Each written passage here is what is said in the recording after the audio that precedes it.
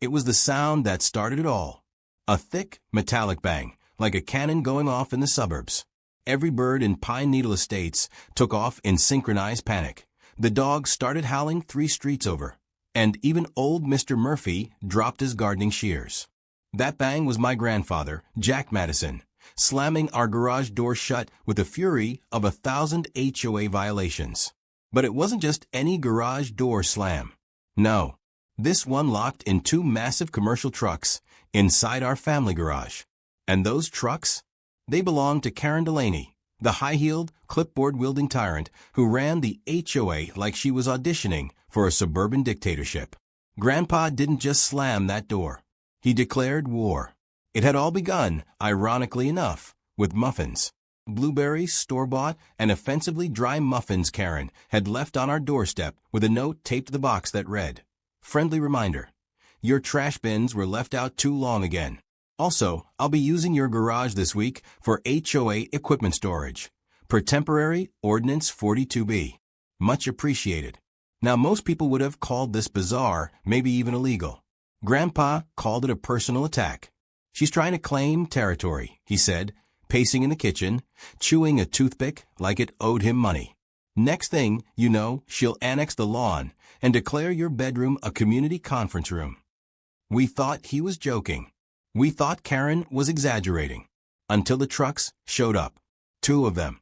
Big, ugly things that looked like they had driven straight out of a military-grade surveillance commercial. One black, one gray, no visible markings except for a small HOA logo painted near the back wheel. Karen waved at us cheerfully from her Lexus as they backed into our driveway. Then, like it was the most normal Tuesday morning in America, the drivers opened our garage and parked them inside. Grandpa didn't speak for a full 2 minutes, which for him was concerning. Then he said 5 words I'll never forget. "Get me the padlocks, boy." You'd think I'd have stopped him, called someone, reasoned with him. But when a man who once disarmed a live grenade using duct tape and a fishing lure asks you for padlocks, you don't argue. You just hand them over. With a mechanical precision I didn't know a 77-year-old man could still possess, Grandpa locked the garage doors, both manual and electric, and then jammed a metal bar across the inside. He didn't stop there. He wrapped a chain through the side handles, triple-knotted it, and zip-tied the ends like he was sealing up a crime scene. Then he stood back, wiped his hands on a rag, and said, "Let's see your temporary ordinance override that." 20 minutes later, Karen came back. She walked up our driveway, wearing what I can only describe as a power blouse and war paint. Clipboard in hand, smile like a paper cut. "Jack," she said sweetly, "those trucks are HOA property. You can't legally." Before she could finish, Grandpa lifted the phone to his ear. "Yeah, Sheriff? I got 2 unauthorized vehicles on private property. Might be an attempted hostile acquisition. Might also be domestic terrorism. Hard to say these days." Karen's smile cracked like old paint. Now, Pine Needle Estates isn't exactly the sort of place that sees a lot of police action. The most dramatic thing that had happened in recent years was when Mrs. Trenton's poodle got into her wine stash and started aggressively humping the mayor's leg at the 4th of July barbecue.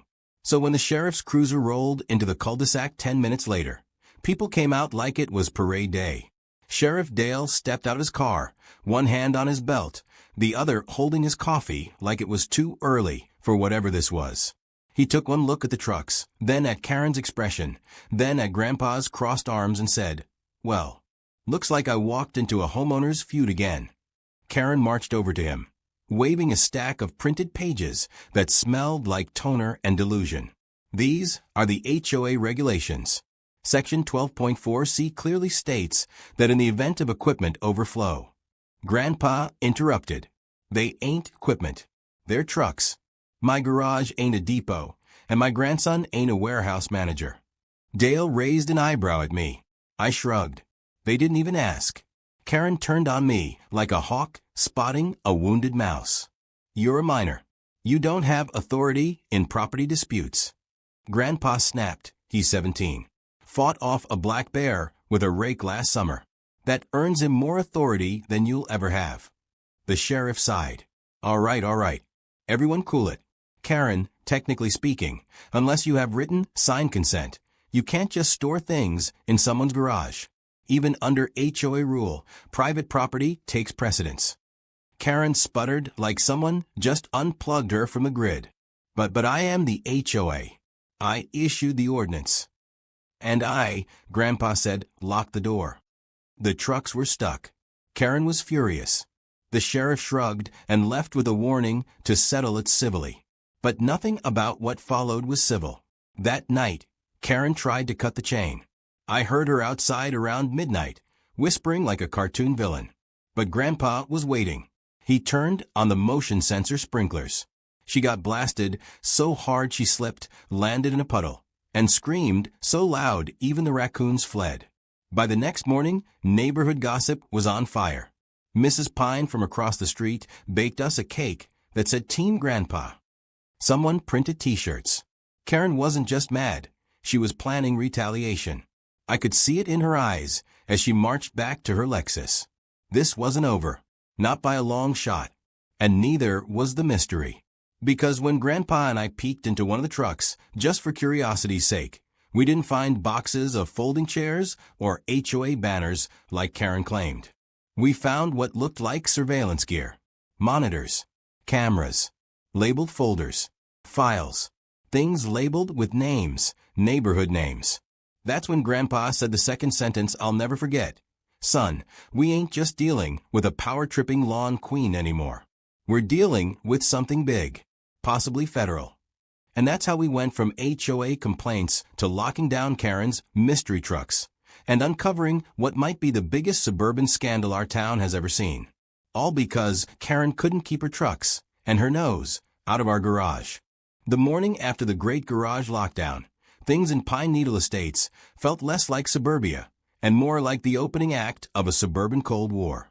Neighbors were whispering, peeking out from behind blinds, and walking their dogs extra slowly past our house, as if they might catch a glimpse of the famous locked trucks or Grandpa booby-trapping the driveway with garden gnomes.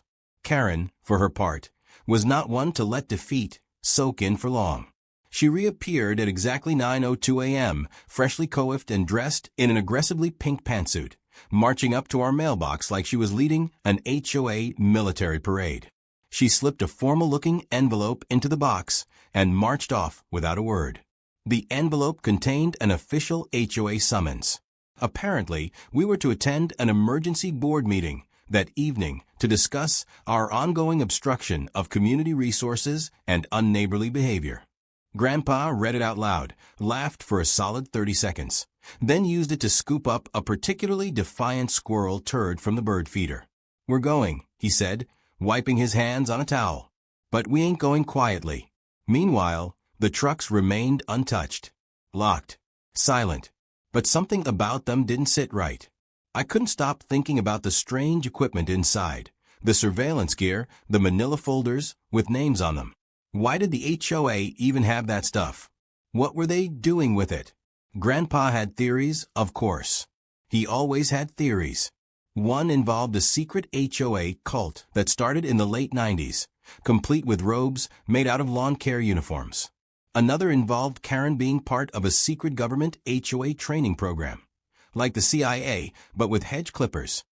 I thought he was joking, until I caught him in the garage late that afternoon, sketching out a full timeline on the back of a pizza box and pinning it to the wall with a magnet shaped like a smiling taco. When we showed up at the emergency board meeting, it felt like walking into a trap. The HOA clubhouse was packed. Folding chairs had been arranged in an accusatory semicircle. Karen stood at the front beneath a poster that read Community First, preserving order in our homes. She gave us a smile that made my skin crawl. It was the smile of someone who knew exactly how many clauses were buried in the fine print and had every intention of weaponizing them. "Thank you all for coming," she said, flipping through a stack of papers. "We're here to discuss a matter of urgent community importance. As many of you are aware, Jack Madison has unlawfully detained HOA property and disrupted our operational integrity." Grandpa leaned back in his chair, arms folded, sunglasses on, despite the fact we were indoors. "Operational integrity," he said. "Karen, you parked 2 mystery trucks in my garage without permission. You're lucky I didn't strip them for parts." Gasps from the room. Karen narrowed her eyes. Those vehicles contained valuable community equipment. Temporary placement was within my rights as acting HOA president. "Show me the paperwork," Grandpa said. She produced a sheaf of documents from her folder with a dramatic flourish, like a magician pulling a rabbit from a hat. "Right here. Ordinance 42B, subsection E." Grandpa didn't even look. That ordinance was voted down in 2011. Karen blinked. "That's not possible. I was there. I vetoed it myself. The original copies laminated and stuck to my fridge." The room murmured. Someone in the back coughed, and another person whispered, "Is that true?" Karen's tight grip on the narrative was starting to fray, and she knew it. So she went for the big guns. "We will give the Madison household 48 hours to release the trucks, or we'll be forced to pursue legal action, including the possibility of fines, community service, and removal of privileges." Grandpa smiled. "Well, Karen, I've got two things to say to that. One, I haven't paid an HOA fine since 2008, and I'm not about to start now. And two, those trucks are evidence." That shut her up. He stood, removing a folded paper from his jacket pocket. It was a printout of photos we'd taken of the contents of the truck, rows of cameras, microphones, folders with names like Sanchez, fence violation, and Mills' cat issue. "These trucks," he continued, "are loaded with surveillance gear, hidden cameras, listening devices. I counted at least 3 folders with personal data about people in this very room." Now, the murmuring became shouting. People jumped up from their seats. "What do you mean surveillance? Is this why Karen knew about my gnome collection? She fined me for a weed that didn't exist." Karen shouted over them. That information was collected legally through visual inspections and voluntary reports. Grandpa turned to the crowd. "Anyone here voluntarily report on their neighbors?" Dead silence. "I rest my case." Karen looked cornered for the first time since I'd known her. She gathered her papers in a flurry and stormed out, yelling something about slander and legal repercussions. By the time we got home, things had escalated. The front yard had become a community war zone. Someone spray-painted Spy Queen. By the time we returned home from the HOA chaos, our front yard had become the unofficial headquarters of a suburban uprising. Someone had spray-painted Spy Queen Karen on the sidewalk in pink chalk, complete with a badly drawn crown and fangs.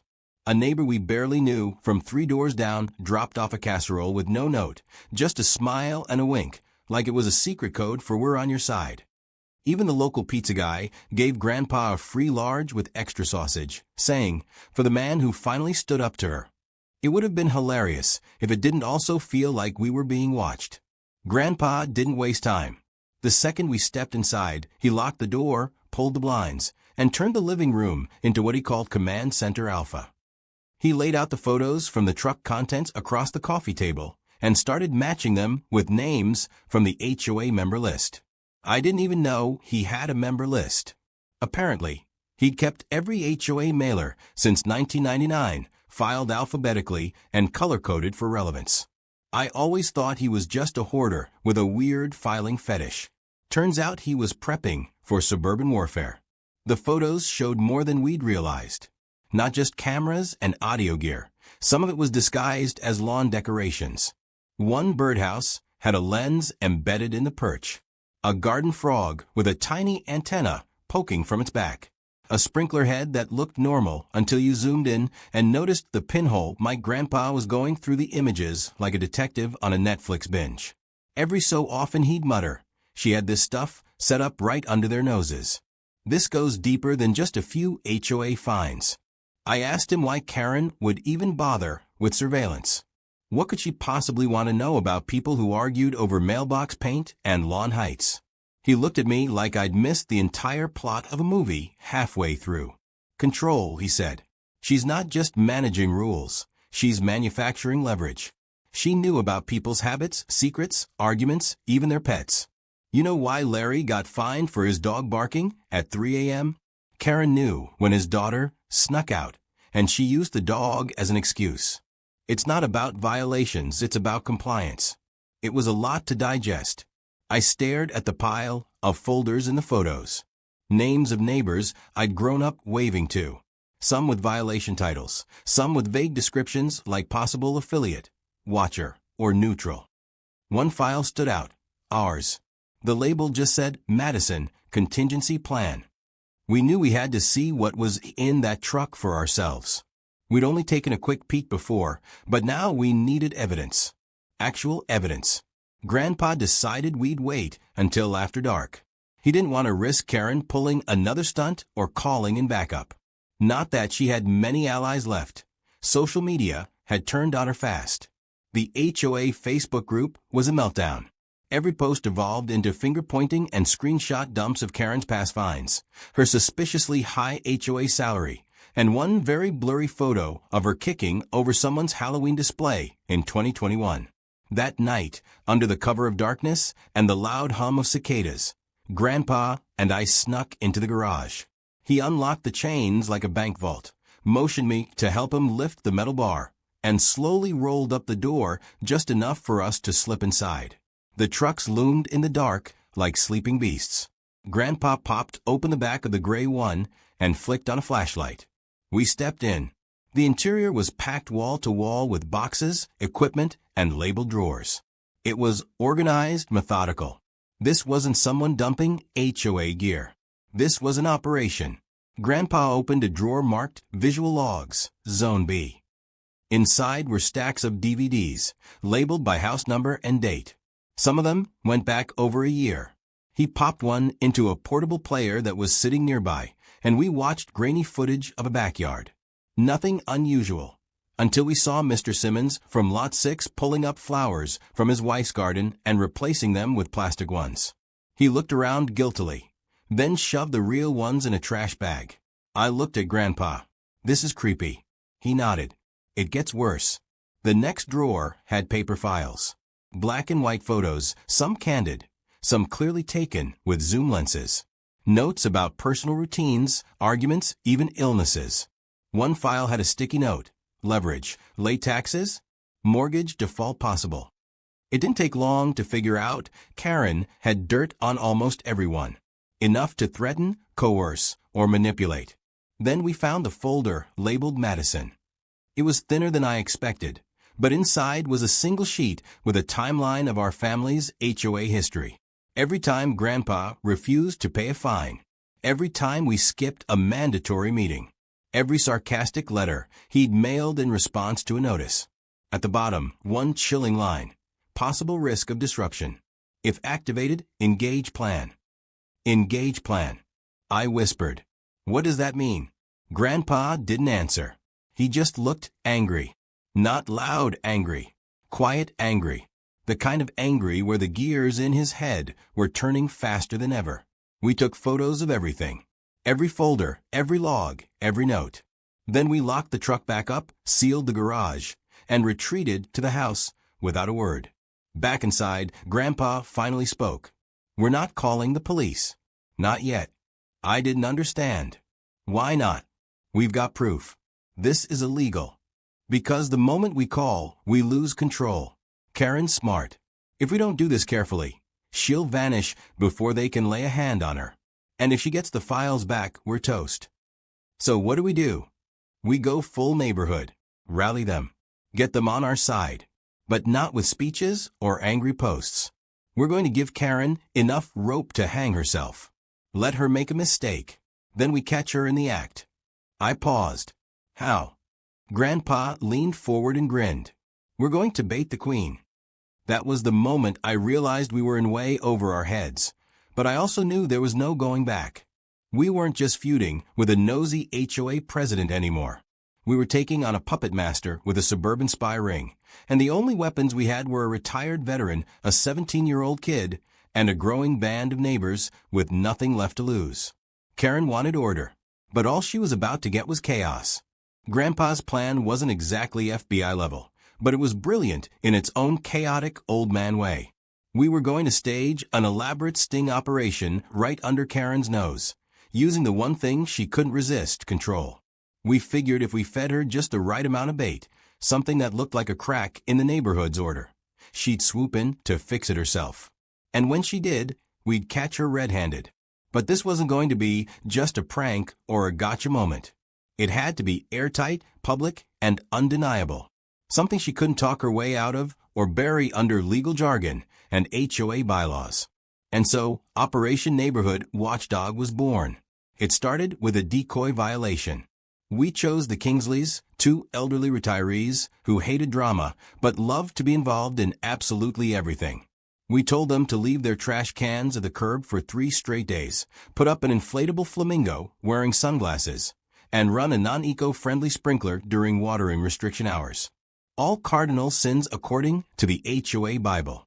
Karen wouldn't be able to resist. She'd swoop in like a hawk with a ticket pad and a smile full of vengeance. What she didn't know was that we'd planted a small security camera inside the flamingo's sunglasses, aimed perfectly at the front walk. But even that wasn't enough. We needed to get inside HOA headquarters, Karen's garage-converted command post. That's where she kept the records, the tech backups, and probably the surveillance logs she hadn't yet stuffed into her trucks. Grandpa rallied a crew for the job. The team consisted of Mr. Dawson, who used to be a stage magician and claimed he could pick any lock with a paperclip and a piece of gum.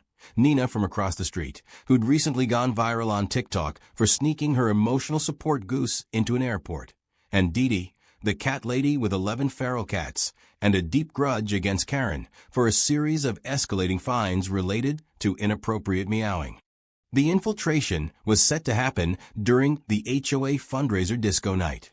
Karen had organized it in a desperate bid to distract the neighborhood and prove she still had authority. Of course, she was expecting potlucks and polite applause. What she got was a full-blown chaotic dance party hosted by Nina, who turned it into a theme night complete with glow sticks, a fog machine, and an overly enthusiastic man named Greg who brought his own disco ball and claimed he once dated Donna Summer. As the neighborhood danced under multicolored lights, our team slipped away. Dawson worked the lock while Nina kept lookout, pretending to walk her goose named General Honk. Once inside, the garage was even more unnerving than we expected. Blueprints of neighborhood homes pinned on corkboards. A wall of photographs with post-it notes. A giant laminated HOA violation matrix.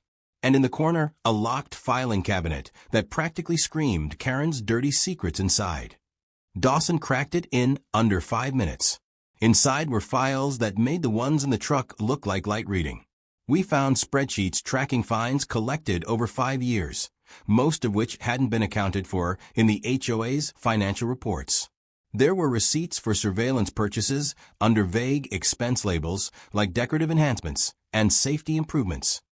Even worse, we found a thumb drive labeled insurance, Karen only. Grandpa didn't hesitate. He slipped it into his pocket and nodded. Let's go.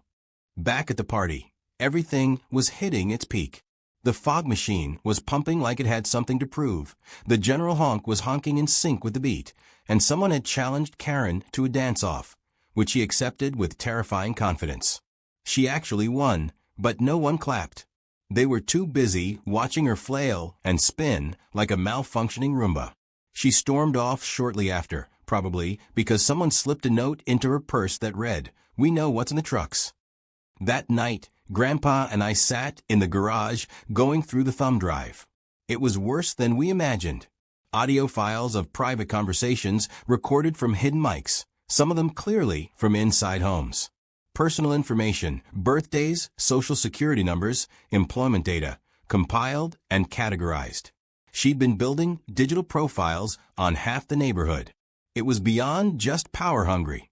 It was a full-blown surveillance operation run by a woman whose idea of dinner was plain toast, and who once fined someone for planting non-native tulips. We had everything we needed, but Grandpa wasn't ready to go public yet. He wanted one final piece, something that couldn't be denied, a live catch, a moment of truth. And that meant triggering Karen to make a move while everyone was watching. So we planted fake information. A phony letter addressed to Grandpa from a fictional real estate company, claiming he was selling the house to a developer planning to build a duplex. We made sure the letter was placed right at the edge of the trash can outside, folded just right for someone snooping through garbage to find. Karen took the bait. That very night, we spotted her on the hidden camera in the flamingo sunglasses, rifling through the Kingsley's mail and pulling out the fake letter. She scanned it with a pocket light, took a photo, and stormed off. The next morning, a brand new HOA notice appeared on our door, citing pending property violations due to structural instability concerns, along with a thinly veiled threat that selling the property without community consultation was a breach of Bylaw 37F. We knew we had her. She'd acted on false intel, illegally accessed a neighbor's mail, and issued threats based on private documents that didn't exist. It was time. Grandpa called a special community meeting in the park. Dozens showed up. People brought lawn chairs, lemonade, and righteous anger. Karen arrived last looking smug until Grandpa stepped onto a makeshift podium, 2 stacked coolers, and began showing everything. The surveillance photos, the audio recordings, the financial files, even the footage of Karen digging through mailboxes. Her face went pale, then red, then white again.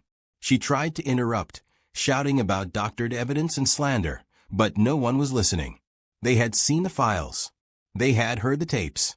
And just when it seemed like she might claw her way out, a new voice spoke up from the back of the crowd. It was Julia, Karen's former assistant. Quiet, unassuming, always polite. She stepped forward with her own folder. "I helped her do it," she said. "I kept the backups. I can prove everything." Karen didn't speak. She just turned and walked away, not even bothering to deny it. That silence was the sound of a kingdom collapsing. The trucks still sat in our garage, but Karen no longer had the power to claim them. The sheriff arrived an hour later. He'd been watching the whole thing from the shade, sipping iced tea. He took the thumb drive, the files, and Karen's keys. It wasn't just a win.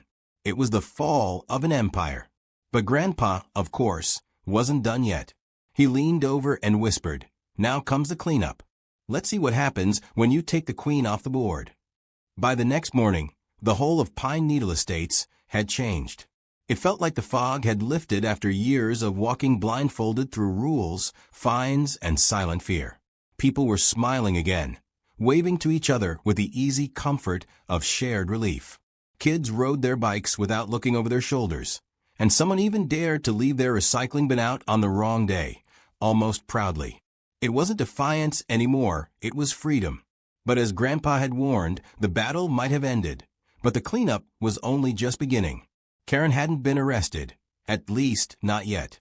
The sheriff took the evidence, promised an investigation, and left with the kind of slow nod that said he was probably going to enjoy every minute of the takedown. But bureaucracy moves slow, and Karen wasn't about to slink off into exile without one last gasp.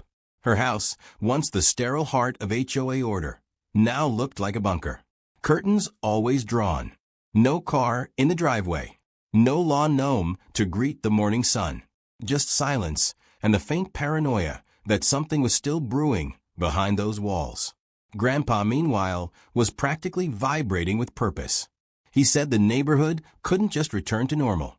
It needed structure, yes, but the right kind. Something built by the people, not imposed by someone who thinks laminated bylaws are more sacred than the Constitution. And that's how the idea of a neighborhood tribunal was born. It sounded ridiculous at first, like something out of a bad reality show, but somehow it caught on. People were hungry for closure, for something to cement the shift from fear to fairness. They wanted a reckoning, not out of vengeance, but out of a deep, aching need to reclaim control. Grandpa was nominated to lead the tribunal, naturally, but he refused. Said he'd rather be the guy behind the scenes pulling strings than the one giving speeches. So the role of judge was given, through a vote that involved paper ballots and a guy dressed as George Washington, to Mrs. Delaney from Lot 19. No relation to Karen, thank God. She was sharp, fair, and had a no-nonsense attitude that made even the most opinionated neighbors shut up when she spoke. The tribunal was set to be held in the park, the same one where Karen's rule had crumbled. Folding chairs were set in a circle. A makeshift podium was built out of milk crates. There were snack tables, lemonade pitchers, and even DJ who agreed to provide background music, which resulted in several awkward moments when Eye of the Tiger played during opening statements. But no one minded. There was something magical about seeing the community come together, not in fear, but in shared purpose. Karen was summoned. The notice was hand-delivered by 3 neighborhood kids on scooters, wearing makeshift sashes that read Suburban Peace Patrol. She didn't answer the door, but the garage camera caught her taking the letter and slamming the door. We weren't sure she'd show up. We thought maybe she'd flee, vanish into some HOA witness protection program. But when the time came, she arrived. She wore black. Not elegant, classy black, more like daytime soap villain black. Black pantsuit, black sunglasses, even a black binder in her hand. She didn't speak to anyone, just walked straight to the center of the circle and stood silently, waiting. Mrs. Delaney opened the proceedings with the seriousness of a Supreme Court judge. She acknowledged the public record, the files, the testimony from Karen's former assistant, and the overwhelming evidence gathered over the past few weeks. Karen was offered the chance to speak. She didn't flinch. "I was protecting this neighborhood," she said coldly. "Order doesn't come from people doing what they want. It comes from rules. And if I had to stretch those rules to keep this place from falling into chaos, so be it." There was a long silence, not because anyone agreed, but because they couldn't believe she was still trying to justify it. Someone from the back of the crowd shouted, "You fined me for a wind chime." Another voice chimed in, "You threatened to evict me over a dandelion." A chorus of angry murmurs followed. Karen didn't even blink. Grandpa didn't speak during the hearing, but I could feel him itching to jump in. Finally, Mrs. Delaney asked for closing statements. Karen gave none, but Grandpa stepped forward, not as a participant, but as a witness. "This neighborhood doesn't need tyrants," he said. "It needs gardeners. People who help things grow, not cut them down, because they don't fit a rule book written by one person." Karen built a machine of fear. We're here to dismantle it. The vote was quick, overwhelming.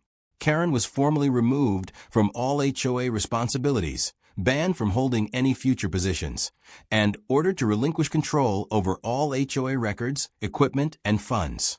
It wasn't a legal court, but it was binding by community consensus. And in Pine Needle Estates, that mattered more than any law book. Karen didn't say a word. She stood, adjusted her sunglasses, and walked away. For the first time in years, she didn't look powerful. She looked small. But the surprises weren't over. Just as people were packing up, a white sedan pulled into the park's side entrance. 2 men in dark suits stepped out, actual federal agents. They asked for Karen. Someone pointed. She froze halfway to her house. The agents approached her calmly. One showed a badge. The other read her rights. Cameras came out. Phones recorded. And just like that, she was led away. No handcuffs. No shouting. Just silence, and the weight of everything finally catching up. Turns out, her surveillance wasn't just a local issue. Some of that data had been sold, real estate agencies, insurance companies, even political campaigns. She'd gone beyond HOA misconduct into full-blown privacy violations and federal crimes. The neighborhood was stunned, vindicated, a little terrified, but mostly they were ready to start fresh. And in the aftermath, Grandpa, reluctantly, accepted a temporary leadership role. Not president. He called himself the resident referee, said his only job was to make sure no one ever got fined for a lawn gnome again without a full hearing. We rewrote the HOA rules from scratch, with real community input, transparency, humor. One rule now reads, any future HOA president must be able to parallel park, make a decent pot of chili, and promise never to install hidden cameras in lawn ornaments. Karen's house eventually went up for sale. Rumor was she moved to a retirement village in Florida, one without an HOA. The irony was delicious. Pine Needle Estates wasn't perfect, but it was real again, lively, a little messy, and finally ours.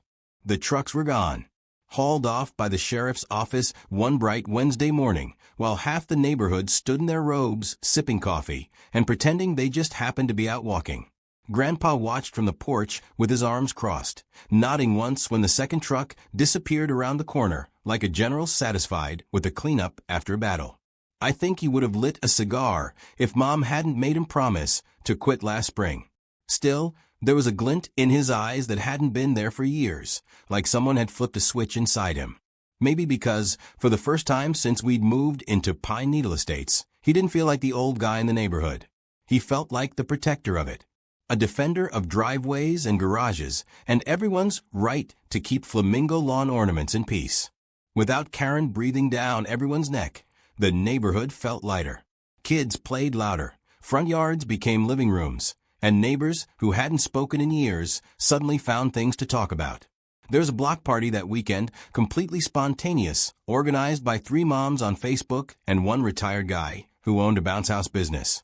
Grandpa was given a makeshift sash that said neighborhood hero and an aluminum crown that had clearly once been a pie tin. He wore it the whole day and pretended not to like the attention, but I saw him posing with at least 6 different families and 1 guy's dog. And just when it seemed like peace had finally settled in, something buzzed through the sky.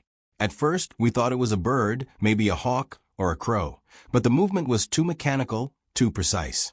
It zipped low, hovered, then circled the park where the bounce house squealed with children's laughter. That's when we saw it. A drone. Not a toy one either, but a real piece of tech, sleek, fast, with a small blinking light and a tiny camera that seemed to stare straight at us. People stopped dancing. The music hiccuped to a halt. Someone yelled, "Is that one of Karen's?" And everyone ducked instinctively. Grandpa stood still, eyes locked on the drone like he was tracking a missile. Then he did the most grandpa thing imaginable. He picked up a loaf of French bread from the snack table, aimed, and chucked it at the drone like a javelin. It didn't hit, but the crowd cheered anyway. The drone zipped higher, retreated, then disappeared over the rooftops. That night, Grandpa sat on the back porch, flipping through an old notebook and muttering to himself. I sat beside him, waiting. Finally, he closed the notebook with a sigh. "She's still trying," he said. "Karen doesn't need a title to be a menace. She's got her claws in this place. Just hiding now, licking her wounds, planning something stupid." It turned out he was right. Over the next week, odd things started happening. Strange notices left on doors, unsigned, with warnings about non-compliant decorations. A couple of homes received anonymous letters pointing out minor code violations that weren't even part of the new HOA guidelines. Someone even got a citation for excessive wind chime enthusiasm, which was clearly a callback to the Karen era. There were no names on these notes, no official stamps. But the handwriting was unmistakably hers. Karen had gone rogue. So Grandpa set a trap. He spent 2 days setting up a fake construction project in our front yard, complete with caution tape, plastic cones, and a suspiciously loud cement mixer he borrowed from a guy named Reggie, who owed him a favor from the squirrel incident. He even made up fake documents with exaggerated zoning violations and left them on the porch where a nosy ex-HOA tyrant might sneak a look. Sure enough, the drone came back. This time, Grandpa was ready. He had rigged a net launcher. Yes, a literal net launcher, hidden in a lawn gnome. When the drone hovered to scan the documents, Grandpa gave the signal. I hit the trigger. The net fired, snagged the drone midair, and brought it crashing to the lawn. We dismantled the drone that night on the kitchen table like it was a science project from a spy thriller. Inside was a memory card, and on it were files, videos, notes, even a few scanned copies of new HOA orders Karen had apparently been crafting on her own letterhead. She was trying to form a rival HOA, a shadow version, underground, unofficial, and still very much obsessed with regulations. We decided to return the favor. If she wanted to keep playing secret agent, then we'd give her a finale she'd never forget. Grandpa printed out every fake violation she drafted, tied them with a red ribbon, and delivered them in a cake box marked, "From your biggest fans." He dropped it on her porch just before dawn and taped a note on the lid. "Next time, try frosting." Karen moved out 2 weeks later. No for sale sign. No goodbye. One day her car was gone, and by that evening, the windows were empty and the house was silent. Rumors swirled. Some said she'd moved to a condo on the other side of town. Others claimed she'd taken a job consulting for another HOA in a different county. Grandpa said she probably joined a witness protection program for overzealous suburban tyrants. I just liked that she was gone. Life returned to a new normal, better than the one before. The new HOA committee was made up of volunteers who actually listened, and the first thing they did was pass what they called the sanity clause. No surveillance, no anonymous notes, and absolutely no more fines for inflatable holiday decorations. Grandpa declined a permanent role on the committee, but agreed to be an advisor emeritus, which meant he got to veto any idea that smelled like tyranny and got free cinnamon rolls at every meeting. One day, while cleaning out the garage, our garage, finally free of strange trucks and surveillance equipment, we found something wedged behind the water heater. A metal lunchbox. Inside was a single cassette tape labeled, "For When It's Over." Grandpa raised an eyebrow, popped it into an old player, and hit play. Karen's voice crackled through, reading off a list of grievances like it was her final will and testament. "You'll miss me," she said. "One day, this neighborhood will fall apart without someone keeping it in line." We laughed so hard we had to sit down. Grandpa rewound the tape, listened again, and then tossed it into the trash. "She's wrong," he said. "We don't need someone keeping us in line. We just need to know we can count on each other." And he was right. The strength of a community doesn't come from rules or fines or clipboards. It comes from knowing the guy next door will help fix your fence, the lady across the street will feed your cat if you're out of town, and that if someone ever tries to park 2 unauthorized trucks in your garage again, the entire block will be there to lock the door and call the sheriff together. And just like that, Pine Needle Estates didn't just survive the Karen era. It thrived after it, with gnomes, wind chimes, geese, disco balls, and one very smug old man who proved once, and for all that sometimes, the best way to keep a neighborhood safe is to trust the people in it, even if it takes a net launcher hidden inside a lawn gnome to remind everyone how strong a community can be.